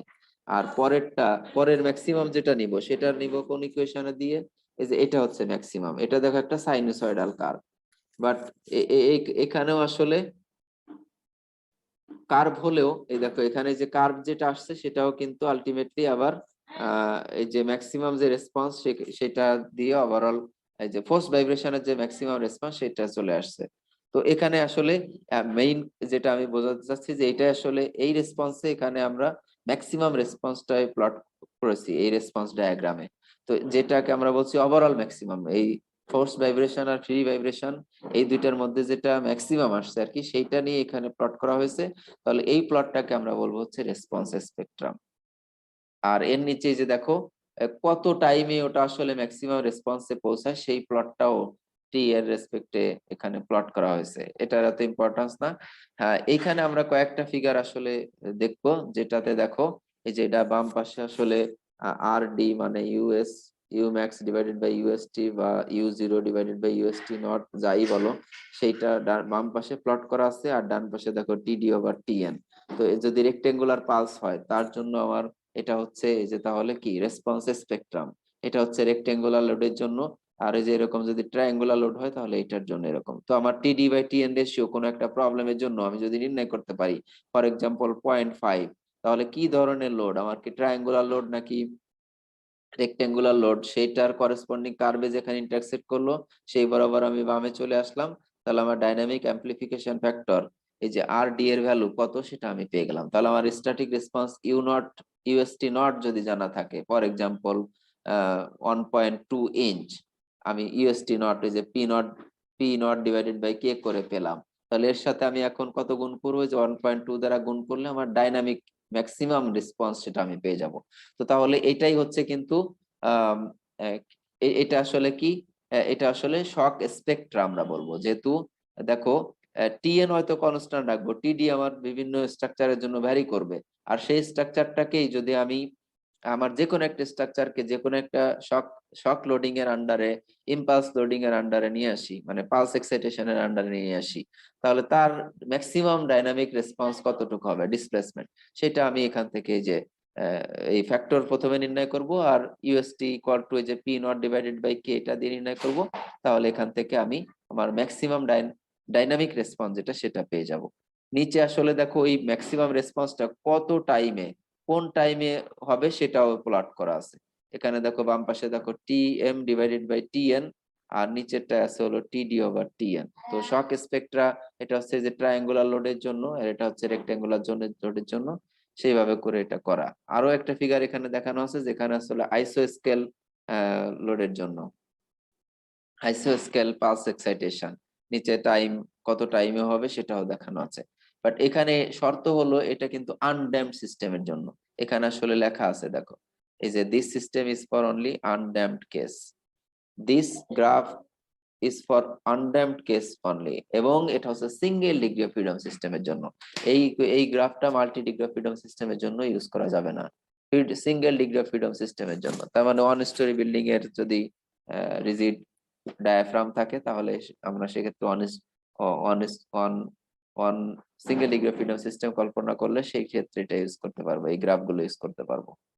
তো গ্রাফগুলো ইউজ করে আমরা আসলে এই একটা এক্সাম্পল দেখবো, আবার ফর্মুলা ইউজ করেও যদি যে এক্সাম্পল সলভ করা যায় সেরকম একটা এক্সাম্পল দেখবো এখানে। For a one storey building frame shown below, এই যে দেখো এখানে একটা ফ্রেম দেখানো আছে যেটা ফ্লোর ডায়াফ্রামটাকে রিজিড বলা হচ্ছে। আর কলাম গুলা নেওয়া হয়েছে W8/18 সেকশন, এই যে এআইএসসি ম্যানুয়ালের হোয়াইট ফ্লান্স সেকশন W8/18 কলাম গুলোর ডেজিগনেশন। কলামের হাইট হচ্ছে যে 12 ফিট। তো আন্ডার লোড এটার রেসপন্স দেখো যে এরকম হবে আর কি, যেহেতু নিচে হিঞ্জ আছে। এবং এটা বেন্ডিং মোমেন্ট ডায়াগ্রাম কেমন হবে, বেন্ডিং মোমেন্ট সেটা আমরা নির্ণয় করব আসলে আলটিমেটলি। এটা রেসপন্স ইউ নট যদি নির্ণয় করতে পারি, ইউ নট থেকে আসলে ফোর্স কত সেটা পেয়ে যাব, তার থেকে শেয়ার ফোর্স বেন্ডিং মোমেন্ট সবই আমরা পাবো। তো এখানে আসলে ইউ নটটা নির্ণয় করাটাই আমার এই যে কাজ। এখানে প্রথমে ইউ নটটাই নির্ণয় করতে হবে, মানে ম্যাক্সিমাম ডাইনামিক রেসপন্স যেটা সেটা নির্ণয় করতে হবে। তো এখানে প্রবলেমটা পড়ে আমরা একটু ক্লিয়ারলি বুঝে নেই। For a one storey building frame shown below, the two columns are hinged at the base and connected to a rigid beam. The natural period of the building is 5.5 second. তার মানে TN এর value দেওয়া আছে, এটা আমাকে আর নির্ণয় করে নিতে হচ্ছে না। Each column is an American standard white flange steel section W8/18 with a moment of inertia about its major x-axis, Ix equal to দেওয়া আছে, এবং section modulus S equal to Ix over Ic equal to 15.2 inch cube, and elastic modulus is equal to 30,000 KSI. Neglect damping তার মানে undamped কেসের জন্য যে equation বা formula সেটা ইউজ করা যাবে, ইকুয়েশন বা গ্রাফ আর কি। Please determine the maximum response of this building frame due to a rectangular pulse of magnitude amplitude 4 kips and duration t d equal to 0.2 second. তাহলে আমাকে ম্যাক্সিমাম রেসপন্স নির্ণয় করাটাই হচ্ছে একটা প্রবলেম। সেকেন্ডলি আরো বলছে those the response quantities of interest আর maximum displacement at the top end maximum bending stress in the columns. তার মানে ম্যাক্সিমাম ডিসপ্লেসমেন্ট এট টপ কত সেটা বের করতে হবে, যে ইউ নট প্লাস হচ্ছে ম্যাক্সিমাম বেন্ডিং স্ট্রেস, স্ট্রেস বের করতে হবে, বেন্ডিং মোমেন্ট না, বেন্ডিং মোমেন্ট বের করে সেখান থেকে আবার স্ট্রেসও বের করতে হবে। তো বেন্ডিং মোমেন্ট বেন্ডিং স্ট্রেস বের করার formula is sigma equal to আমরা জানি এম ওয়াই ওভার আই মানে হচ্ছে এম ডিভাইডেড বাই এস। তো এস এক্স এর ভ্যালু দেওয়া আছে, আমার বেন্ডিং মোমেন্ট কত সেটা নির্ণয় করতে পারলে এই যে দেখো এস এক্স এর ভ্যালু দেওয়া আছে, এস এস এস এর ভ্যালু দেওয়া আছে আর কি বেসিক্যালি। তাহলে এম মোমেন্ট নির্ণয় করতে হবে, আর মোমেন্ট নির্ণয় করার জন্য আমার আসলে ডিসপ্লেসমেন্ট লাগবে। তো ডিসপ্লেসমেন্ট যদি আমি জানি দেখো কে ইকুয়াল টু এই যে F S equal to K Times হচ্ছে ডিসপ্লেসমেন্ট ইউ নট করবো, তাহলে আলটিমেটলি আমার স্টিফনেস এখানে যদি আমরা নির্ণয় করতে পারি যে W8/18 থেকে মোমেন্ট অফ ইনার্শিয়া দেওয়া আছে, তাহলে এটার স্টিফনেস নির্ণয় করব, তাকে ইউ নট দ্বারা গুণ করে দিলে আমি এফএস পাবো। এফএস মানেই কিন্তু আমার সেটা শেয়ার ফোর্স, আর এফএস এর সাথে হাইট গুণ করলে আমি বেন্ডিং মোমেন্ট পাবো। এফএস টাইমস হচ্ছে এই হাইট ইকুয়াল টু হবে বেন্ডিং মোমেন্ট বিএম। তো আমরা আসলে বেসিক্যালি তাহলে দেখো ইউ নট ইন্টারেস্টেড, এখন ইউ নট কিভাবে পাওয়া যায়। তো তার জন্য এটা কি লোডিং দেওয়া আছে দেখো, আনড্যাম্পড কেস নেগলেক্ট ড্যাম্পিং বলছে, তার মানে আনড্যাম্পড কেস আর হচ্ছে রেক্টেঙ্গুলার পালস যার অ্যামপ্লিটিউড হচ্ছে p not equal to 4 kips আর ডিউরেশন ইকুয়াল টু হচ্ছে টিডি ইকুয়াল টু 0.2 সেকেন্ড।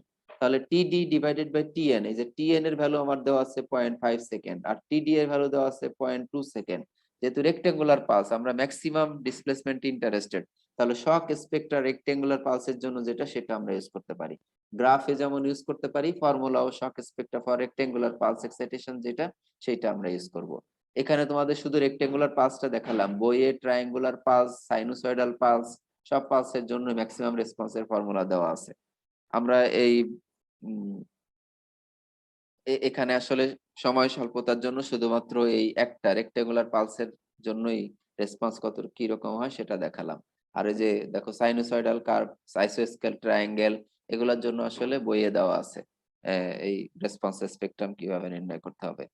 তো এখানে আমরা সলিউশনে কিভাবে আসবো দেখো, টিএন ইকুয়াল টু দেওয়া আছে rectangular pulse with p not equal to 4 kips and t d equal to 0.2 seconds. যেহেতু আন্ডার ড্যাম্পিং নেগলেক্ট করতে বলেছে তো যেটা ইকুয়াল টু 0, টিডি ওভার টিএন ইকুয়াল টু তাহলে 0.2 ডিভাইডেড বাই 0.5 মানে 1 ডিভাইডেড বাই 25, যেটা কি দেখো তো 1/2 এর চেয়ে কম কিনা।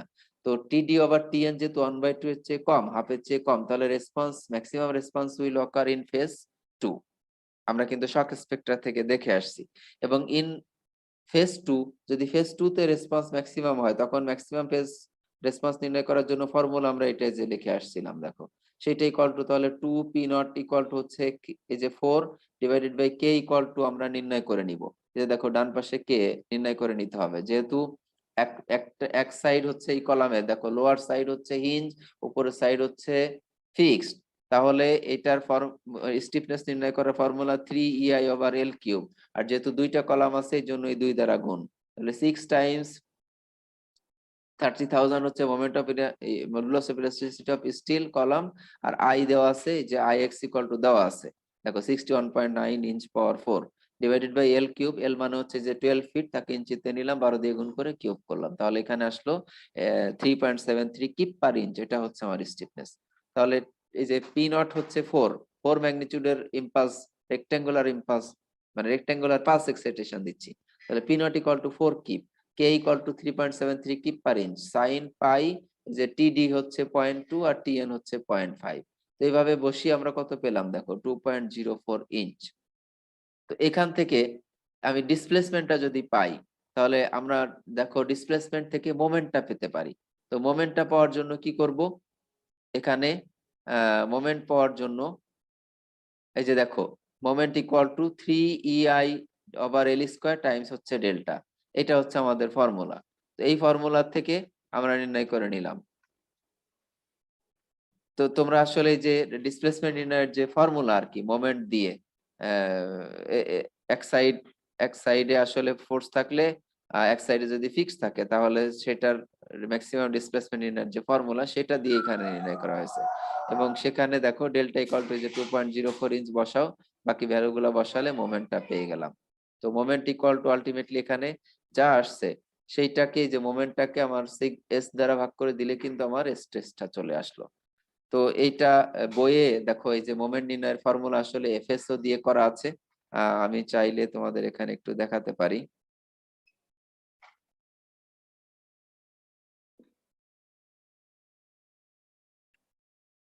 হ্যাঁ, বইয়ে যেভাবে করা আছে আমি যদি এখানে একটু এক্সপ্লেইন করি, দেখো এরা প্রথম হচ্ছে কে নির্ণয় করে নিয়েছে, তারপরে ইউএসটি নির্ণয় করে নিয়েছে, এরপরে ইউ নট ইকুয়াল টু যেটা আসে যে 2.04, এই বইয়ের এই এক্সাম্পলটা আমরা ওখানে আসলে দেখছি। এবং দেখো এম নির্ণয়ের ফর্মুলা এই যে না একই ফর্মুলা আমরা যেটা ইউজ করেছি, ওরাও সে একই ফর্মুলা ইউজ করেছে। এবং এফএসও নির্ণয় করে নিয়েছে, অল্টারনেটিভ ওয়েতে rho times P not times R D করে করা যায় এফএসও, আর FSO times H divided by 2 equal to bending moment. আর আলটিমেটলি দেখো সিগমা ইকুয়াল টু যে 36.06 কেএসআই। তো আমরা যেটা পেয়েছি ওরাও আসলে সেটাই পেয়েছে। আর তোমাদের এই যে একটু আগে যে বললাম যে দেখো আমরা শুধু এখানে রেক্টেঙ্গুলার পালসের জন্য ফোর্স দেখেছি, কিন্তু বইয়ে আসলে 3 ধরনের পালসের জন্যই রেসপন্স দেওয়া আছে। এটা হচ্ছে যে রেক্টেঙ্গুলার পালস, তারপরে দেখো এটা দেওয়া আছে হচ্ছে half cycle sine pulse force, এরপরে দেওয়া আছে সিমেট্রিক্যাল ট্রায়াঙ্গুলার পালস ফোর্স। এদের জন্য এই যে রেসপন্স স্পেকট্রাম পর্যন্ত একে দেখানো আছে। দেখো ওভারঅল ম্যাক্সিমাম যে রেসপন্স স্পেকট্রাম প্রত্যেকটার জন্যই ডিটেইল ডেরিভেশন এত ডিটেইল দেওয়া নাই, বাট ডিটেইল আলোচনা আছে এখানে, ডিটেইল ডিসকাশন আছে। তো সেগুলা এখানে একটু দেখে নিতে পারো। তো এই এক্সাম্পলটা এখন আমি যদি গ্রাফের হেল্প নিয়ে করতে চাই, অল্টারনেটিভ অ্যাপ্রোচে গ্রাফের হেল্প নিয়ে যদি করতে চাই, alternative approach with the graph. তো রেক্টেঙ্গুলার গ্রাফে আমাদের এই যে দেখো আর ডি অর্থাৎ ডি ডিএএফ এর ম্যাক্সিমাম ভ্যালু যেটা UST divided by UST not আর কি ইকুয়াল টু যে 1.9 পাই, সেটা আমরা গ্রাফ থেকে দেখে আসতে চাই। তো আমরা একটু দেখি এটা গ্রাফ থেকে এটা পাই কিনা। আমাদের জন্য এই যে টিডি ওভার টিএন এর ভ্যালু হচ্ছে 2.5 আর কি, 1 ডিভাইডেড বাই 2.5, তার মানে এটা হলো 0.4। 1 ডিভাইডেড বাই 2.5 করো, কত হয়, 0.4 হবে আর কি। যাই হোক দেখি আমরা, এবং আমাদেরটা হচ্ছে রেক্টেঙ্গুলার পালস। তাহলে এইটার হেল্প নিব, রেক্টেঙ্গুলার পালস রেক্টেঙ্গুলার লোড এইখানে নিতে হবে। এবং আমাদের জন্য দেখো যে পয়েন্ট ফোর এই যে এইখানে এইটা গিয়ে আলটিমেটলি ওই কার্ভকে কোথায় ইন্টারসেক্ট করেছে, 1.6, এটা 1.8, এটা তারপরে দেখো তার মাঝামাঝি এক জায়গায়, তার মানে 1.9 হবে আর কি অ্যারাউন্ড। সেই সেই সেই 1.9 ভ্যালুটা এখানে নেওয়া হয়েছে। দেখো কত নিলাম আমরা, 1.9। তো এখানে ইউএসটি এখন গুণ করতে হবে, ইউএসটি মানে তো পি নট বাই কে, তার মানে 4 ডিভাইডেড বাই 3.74 ইকুয়াল টু 2.04। আর ডিসপ্লেসমেন্ট পেয়ে গেলে তারপরে যে বেন্ডিং মোমেন্ট এবং বেন্ডিং স্ট্রেস একইভাবে ক্যালকুলেট করতে হবে। তো আমরা তাহলে এই যে ম্যাক্সিমাম বেন্ডিং স্ট্রেস যেটা এখানে দেখো এই যে 36.0 কেএসআই, এই যে এই অ্যাক্সিস এর রেসপেক্টে মেজর অ্যাক্সিস এর রেসপেক্টে কিন্তু বেন্ডিংটা হবে। মেজর অ্যাক্সিস মানে কিন্তু এখানে এই যে এইটা হচ্ছে মেজর অ্যাক্সিস, তার রেসপেক্টে বেন্ডিংটা হবে। তার মানে এক পাশে কম্প্রেশন অপর পাশে টেনশন, যেহেতু সিমেট্রিক বোথ সাইডে ম্যাক্সিমাম স্ট্রেস হবে সেম।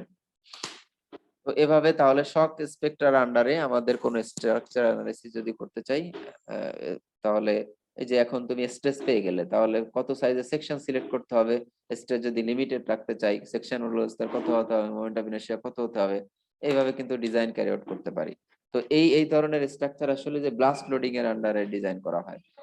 যে শক স্পেক্ট্রা আমার ব্লাস্ট লোডিং বোম বাস্টিং যেটা হবে সেটা হয়তো রেক্টেঙ্গুলার পালস প্রডিউস করবে, তাহলে তার আন্ডারে ডিজাইন করতে হলে বিশেষ করে যে দূতাবাস বিল্ডিং যেগুলো, এগুলো তো অবশ্যই এইসব অ্যানালাইসিস করা হয়। এবং তোমরা দেখলে দেখো যে যে গ্রাফ দুইটা নেওয়া হয়েছে, দুইটা গ্রাফ নেওয়া হয়েছে কিন্তু US United states army corps of engineers এর ডেটা থেকে। এরা আসলে যেহেতু ওদের সব স্ট্রাকচার গুলা ব্লাস্ট রেজিস্ট্যান্ট হওয়া বাঞ্ছনীয় আর কি, সেই কারণে স্ট্রাকচারাল ডাইনামিক্সেও তাদের কিন্তু অবদান অনেক। ইউএস আর্মি ইঞ্জিনিয়ারিং কর্পস আর কি, যেটা US army corps of engineers, এই যেখানে লেখা দেখো এই ফিগার গুলা যে নেওয়া হয়েছে সেই তাদের তাদের ম্যানুয়াল থেকে আর কি। ঠিক আছে। তাহলে কোন একটা স্ট্রাকচারকে তুমি যদি ব্লাস্ট লোডিং এর আন্ডারে ডিজাইন করতে চাও এক কথায়, তাহলে ব্লাস্টের রেসপন্স, ব্লাস্ট লোডিং এর ক্রাইটেরিয়া যদি জানো, মানে ক্রাইটেরিয়া বলতে পালস এক্সাইটেশনটা যদি শেপ জানো, তাহলে তুমি নির্ণয় করতে পারবে। এবং আমরা মোর স্পেসিফিক্যালি দেখো ব্লাস্ট লোডিং এর আন্ডারে রেসপন্স এখন কেমন হবে সেটা শিখবো। ব্লাস্ট রেসপন্স তার মানে বোম ব্লাস্টিং যদি হয়, আমরা বোম বাস্টিং বলি বা বোম ব্লাস্টিংই বলা হয় আসলে, তাহলে এইটার আন্ডারে রেসপন্সটা আমরা ম্যাক্সিমাম রেসপন্স এখানে নির্ণয় করবো। আমরা দেখো এখন কিন্তু রেসপন্স হিস্টোরিতে আর নেই, আমরা জাস্ট ম্যাক্সিমাম রেসপন্স ইন্টারেস্ট সেটাই নির্ণয় করতে চাই। তো ব্লাস্টের আন্ডারে ম্যাক্সিমাম রেসপন্স আমরা নির্ণয় করব। কি করা হবে দেখো, আমরা একটু এখানে পড়ে আগাতে থাকি। In the introduction to impulse force, impulse response, we have studied the response of single degree of freedom system shown below subjected to unit impulse delta t is given as। আমরা ইউনিট ইম্পালসের জন্য আগের ক্লাসে দেখেছি, unit ইম্পালসের জন্য রেসপন্সটা ছিল এরকম, এবং with the equation of motion for the above single degree of freedom system can be written as এটা।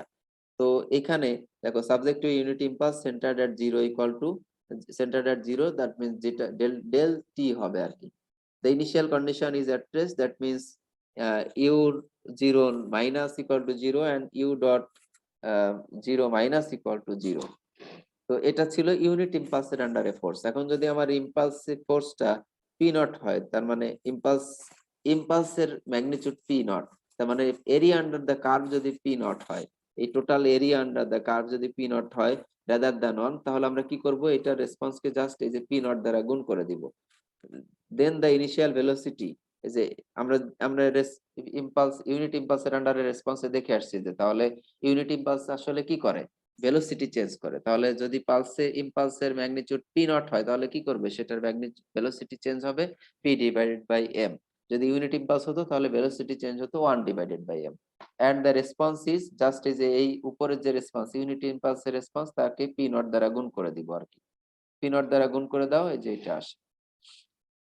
দেখো এটা এইগুলো আমরা কিন্তু আগের ক্লাসে ডিটেইল আলোচনা করেছি, বাট এখানে সেটা আবার আসছে। এখন দেখো এখান থেকে কিভাবে আমি ব্লাস্টের রেসপন্স নির্ণয় করব। নাও we'll show how to apply this result for blast response from the shock spectra। আমরা একটু আগে যা আলোচনা করলাম, we understand that when the duration of the pulse td is larger than tn by 2, the overall maximum deformation occurs during the pulses। তার মানে এই যে t d over TN is greater than 1/2 যখন হয়, তখন ম্যাক্সিমাম রেসপন্স হয়েছিল first ফেজে। First ফেজে ম্যাক্সিমাম রেসপন্স কত ছিল, 2k 2 টাইমস ইউএসটি বেসিক্যালি, এখানে সেটাই বলা হচ্ছে। And therefore the shape of the pulse impact on the structure. তাহলে এই ইমপ্যাক্ট, এই ইম্পালসের আসলে শেপ কেমন, যেহেতু ফার্স্ট ফেজে আসলে ম্যাক্সিমাম রেসপন্স ঘটতেছে, তাহলে আমি কি ট্রায়াঙ্গুলার পালস এক্সাইটেশন দিচ্ছি, নাকি হাফ সাইন পালস এক্সাইটেশন দিচ্ছি, নাকি আইসোস্কেল পালস এক্সাইটেশন দিচ্ছি, এটার যে শেপ তার উপরে ডিপেন্ড করে আমার ম্যাক্সিমাম রেসপন্সটা ভ্যারি করবে এক কথায়, এখানে সেটা বলা হলো। The rectangular pulse produces the largest deformation whereas the triangular pulses produces the smallest diffraction। এখানে বোঝাই যায় রেক্টেঙ্গুলার পালস মানে হচ্ছে ম্যাক্সিমাম এরিয়া আছে। দেখো রেক্টেঙ্গুলার পালস যদি হয় তাহলে তার আন্ডারে পালসের ম্যাক্সিমাম এরিয়া আছে, যদি আইসোস্কেল হয় তাহলে তার চেয়ে কম এরিয়া আছে, almost half.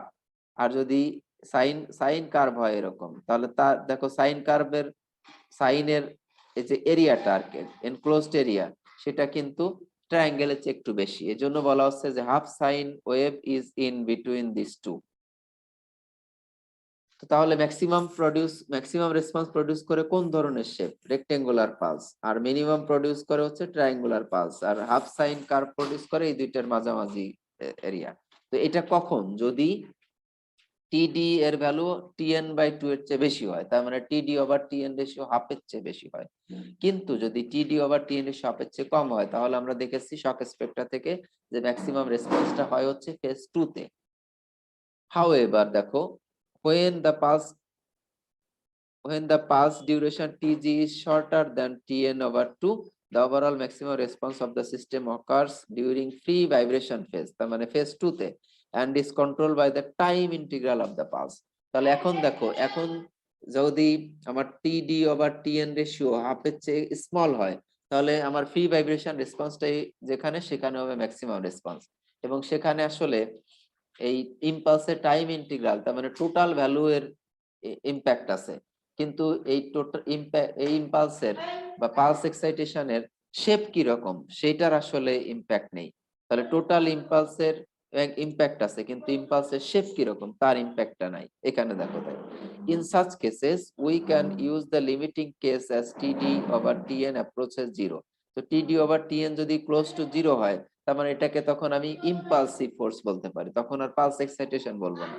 In other words an ideal impulse to approximate the behavior.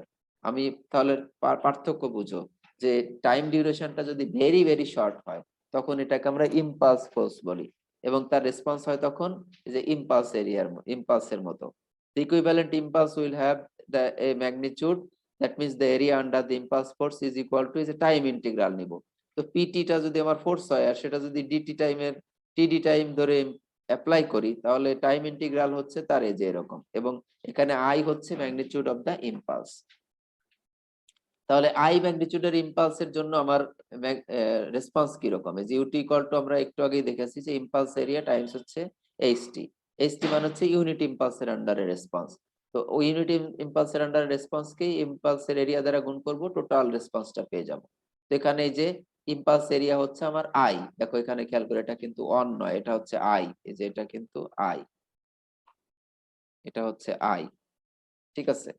তো এখন দেখো, for an undamped single degree of freedom system, যখন জিটা ইজ ইকুয়াল টু 0, তখন the maximum deformation is given by the amplitude. এই যে জিটা equal to যদি 0 হয়, তাহলে এই এক্সপোনেনশিয়াল টার্মটা হয়ে যায় 1, তাহলে থাকে শুধু I divided by m omega n, এবং ম্যাক্সিমাম রেসপন্স যেটা, সেটা ম্যাক্সিমাম অ্যামপ্লিটিউড আমরা ইন্টারেস্টেড, এটা নিব। তাহলে সাইন সাইন কম্পোনেন্ট যেটা, সেটা হচ্ছে এই যে অসিলেশন দেওয়ার জন্য, তাহলে ম্যাক্সিমাম অ্যামপ্লিটিউড কত সেটাই নিব। দেখো maximum differentiation given by the amplitude, তার মানে যে I divided by m omega not, I divided by m omega d, আসলে বেসিক্যালি ওমেগা ডি, কিন্তু যেহেতু আনড্যাম্পড সিস্টেম হবে, তাহলে omega d equal to omega n হয়ে যাবে তখন।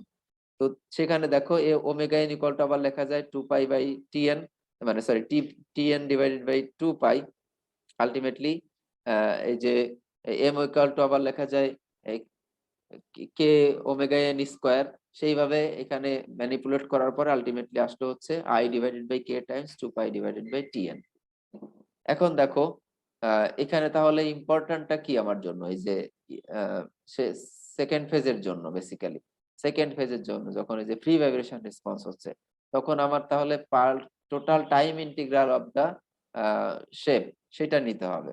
For different pulse shapes, the above maximum response will have different expressions. For instance, এই যে I equal to, এখন আমি যদি রেক্টেঙ্গুলার পালস হয়, তাহলে I equal to P naught times TD, সেটা এখানে বসাও, তাহলে maximum response for rectangular pulse কত সেটা আমরা পাবো। এই যে দেখো, রেক্টেঙ্গুলার পালসের জন্য এটাই হচ্ছে আমার maximum response. Half cycle sine pulse যদি হয়, তাহলে এই যে I area under the curve আর কি, এটা হচ্ছে এই যে এত, তাহলে রেসপন্সটা দেখো এই যে এই ইকুয়েশন। এখানে আবারও বলছি, এখানে কিন্তু এটা ডাইনামিক অ্যামপ্লিফিকেশন ফ্যাক্টর, মানে ম্যাক্সিমাম রেসপন্স নির্ণয় করতেছি আমরা, ঠিক আছে। আর ডি এর ভ্যালু, এই যে এটাও আর ডি, এটাও কিন্তু আর ডি, সবগুলো হচ্ছে আর ডি। দেখো u not divided by UST not, এই ইউ নট মানেই কিন্তু ম্যাক্সিমাম রেসপন্স, ইউটি ম্যাক্সিমাম বলতে পারো, ইউ নট মানে হচ্ছে ইউটি ম্যাক্সিমাম। অনুরূপভাবে ট্রায়াঙ্গুলার পালস যদি হয় আইসো স্কেল, তাহলে যে তার এরিয়া হচ্ছে পিডি পি নট টিডি বাই 2, এবং তার জন্য ম্যাক্সিমাম রেসপন্স আমরা নির্ণয় করবো এই ইকুয়েশনের মাধ্যমে। এখানে খেয়াল করো, এটা কিন্তু ম্যাক্সিমাম রেসপন্স নির্ণয়ের জন্য ফর্মুলা, আর বাকি ক্যালকুলেশন আমরা আগের এক্সাম্পল যা দেখলাম সেইভাবেই নির্ণয় করে নিতে হবে। এই যে ইউএসটি নট যেটা আর কি, এখানে ইউএসটি নট আর কি, সেটাও তো আলটিমেটলি নির্ণয় করতে হবে পি নট ওভার কে করে। তো পি নট কত ডিভাইডেড বাই স্টিফনেস কত, সেগুলা করে ইউএসটি নট নির্ণয় করো, আর সেটাকে যে পাই টিডি ওভার টিএন দ্বারা গুণ করলে কিন্তু তুমি ইউ নট ইউ ম্যাক্স পাবে আর কি, আলটিমেটলি ইউ ম্যাক্স পাবে। আর ইউ ম্যাক্স পেয়ে গেলে সেখান থেকে শেয়ার ফোর্স বেন্ডিং মোমেন্ট নির্ণয় করে স্ট্রেসও তুমি নির্ণয় করতে পারবে। Excuse me. তো ম্যাক্সিমাম রেসপন্স নির্ণয় করাটা ব্লাস্ট লোডিং এর আন্ডারে, এটাই আমাদের উদ্দেশ্য ছিল। এখন এইটাই যদি আমরা গ্রাফিক্যালি প্লট করি, দেখো এই চারটা এই তিনটাই যদি প্লট করি, তাহলে টিডিএন টিডি ওভার টিএন ভ্যালু যখন 1/4 এর চেয়ে কম, দেখো তখন তাদের মধ্যে রেসপন্স গুলা আহ, কি বলে, এখানে কি বলেছে আমি একটু পড়ে বলি। Above solutions are for case TD close to zero, and it is an accurate approximation when TD over TN divided by 1/1/4. তার মানে আমরা যে ইউনিট মানে ইম্পালস ফোর্সের মতো করে রেসপন্স ধরে নিলাম, সেটা সত্য হয় যদি টিডি ওভার টিএন রেশিও 1/4 চেয়ে কম হয়।